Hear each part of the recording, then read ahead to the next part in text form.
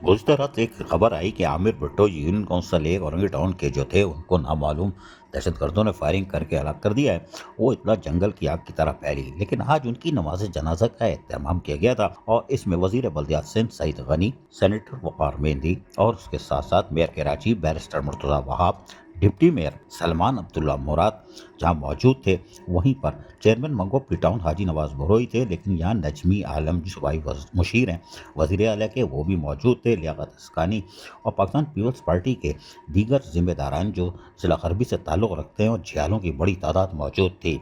इस मौके पर आमिर भुट्टो की नमाज जनाजा अदा की गई। हर आँख अखबार थी और यकीनी तौर पर वो ताज़ियतों का सिलसिला भी जारी था और वज़ीर बल्दियात सिंध सईद गनी ने मज़ीद तफसीलात भी हासिल की, जहाँ उनको तफसीलात फराहम की गई।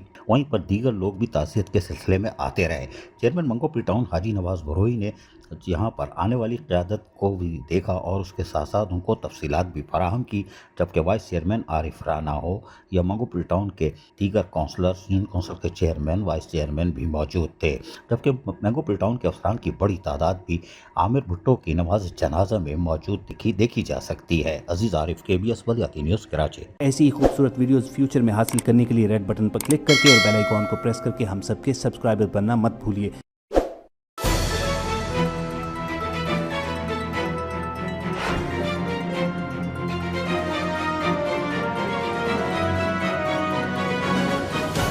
KBS बल्दियाती न्यूज़।